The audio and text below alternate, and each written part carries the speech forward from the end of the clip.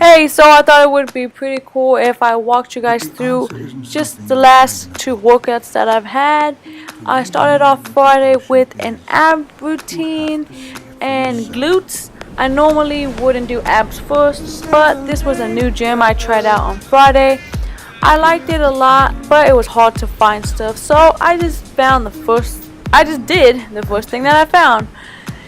And I'm just gonna walk you through what I think when I work out. When I'm doing this, I just focus on trying to keep my back against the pad and lifting my legs as high up as they can go and keeping my stomach tight. The next thing, I grab a weight and I just try to pull it as far down to my side, and I alternate. I do about 5 and 5, and this is really good for the side. I mean, this is just gives me the definition and the look that I'm definitely going for. So I do this at least once a week, as heavy as I can go. Normally I do it with the 35 pound. Then I superset that with some sumo squats because I'm doing glutes today and I wanted to do the inside of my legs too, even though that's not glutes.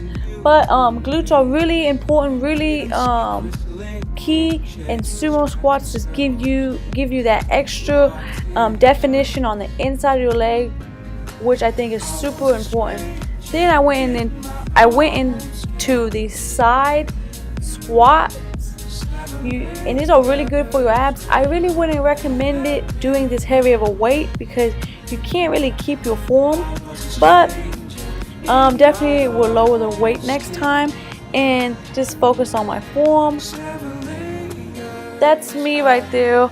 I've kind of been slacking a little bit on my abs just because summer's almost over, but definitely still trying to hit them 1 to 2 times a week.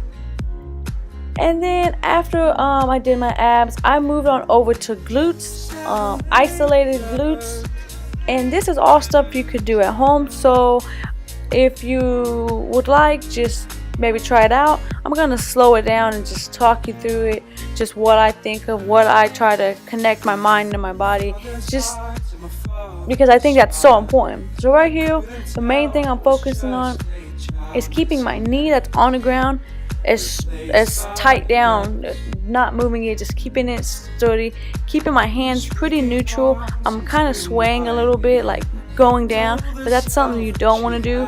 This is me doing it pretty slow, which is good because I could feel it in the back of my leg more, but I'm not used to doing it that slow. I usually do it more faster. I just did it this slow because I wanted you to see it and be able to explain it. So that was just straight up and down. This is with my leg bent, and I'm just trying to push all the way up and just pull my leg all the way in.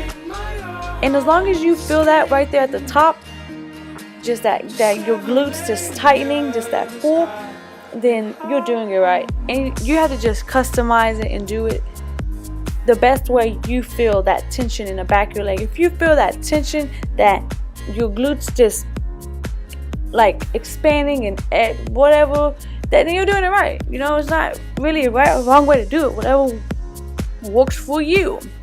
So right here, I'm doing about the same one as the first one, but I'm going sideways when I go down, and I'm alternating the sides. And it's best if you do these back to back. You might get a little fatigued from your arm, but I'm doing 5. I usually do 10, and you'll just get used to it. It's pretty good. You definitely try it out. And then right here, I usually do this on not on a bar, but this is all I had this day at this gym. I didn't have a bench. So you just get the weight and you just push your hips as far down and as far up as you possibly can go. And I'm doing the same thing right now with the single leg. And when you go up, just tighten your glutes as much as you can, and you'll just naturally feel that pull. And you could definitely try this out at home. If I can't make it to the gym, no excuse, I won't miss the glutes day, because you could do glutes at home every single day of the week. I recommend at least 1 time a week. That's what I do, and at least 4 sets. And then I moved over just to try to do some isolated things for my leg. I think doing anything isolated is really important, because you could just work on one leg. You don't have to lift too heavy, and you could just feel that tension, that pull in your leg, and I just love that feeling. I didn't go too heavy, like I said, and then I moved over to this. It's an assist pull-up, but I did isolated press down with my legs, and you feel this so tight in the back of your legs and in your glutes. You want to kind of lean forward when you do this. And then it was my birthday. Yeah, this was Friday. The whole workout was Friday. Got done with the gym, got dressed up, went out, had a couple drinks. I normally don't drink, so it was a pretty big deal for me. Then Saturday, didn't go to the gym, just hung out, got dressed up, went out, and I drank some more. And this time last year I was drinking a lot, but this year I'm not.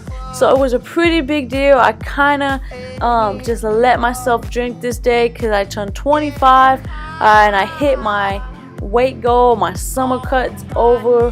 So I was so excited. I really enjoyed myself. Had good food. And I know that I was going to go back to the gym on Monday.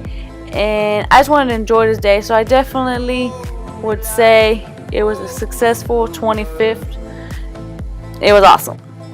And then it was Monday, and I wanted to try a couple new things out because I'm starting a lean bulk, and I want to add more pressure and tension to my legs, and different because I adapt easily to things, so I'm changing up my routine. So I'm trying these out.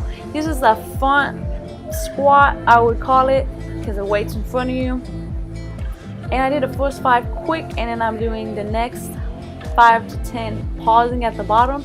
I believe I paused for like a second, but I'm gonna probably try to pause for 2 to 3 seconds next time I do this. I'm gonna definitely add this into my routine because when I just go down and feel that tension, that tension is something you can't get from anything besides using your own body weight and just holding it. And I just love that feeling. You could do this at home without the weight. That's 20 pounds, and that felt like so heavy because I never do weights, like squats with weights in front of me. So yeah, definitely try that out at home. I think at the end I took off the weight, and then I went into some sitting jumps. So I just went straight up, and I just tightened my stomach and sat right down into my squat. I just would just shoot up and just feel that all through my legs and just sit right back down into it. I definitely gonna add this into my routine. It was my first day trying this one out as well, and I loved it. And then I went to the squat rack. I have been doing this squat rack for a couple weeks now without an assist. I usually do the squats on the assist rack, and I'm slowly increasing my weight, and I like it, but it's definitely way different. It's like I said, there's nothing like being on a machine and having an assist and doing it on your own. And then I went over and did some stiff leg deadlifts, and I usually do 60 pounds on this, but I was so fatigued, I was so tired that I physically couldn't, but I didn't want to skip this because this is so important. So I just went pretty light, and I supersetted that with some sumo squats because, like I said, the inside of my legs is just somewhere where I'm seeing so many gains, and I want to keep seeing gains. Thank you for watching the video. I hope you enjoyed it. If you liked it, please give it a thumbs up, and if you have any comments, suggestions, things that work for you, leave them in the comments below. Thanks. Peace out.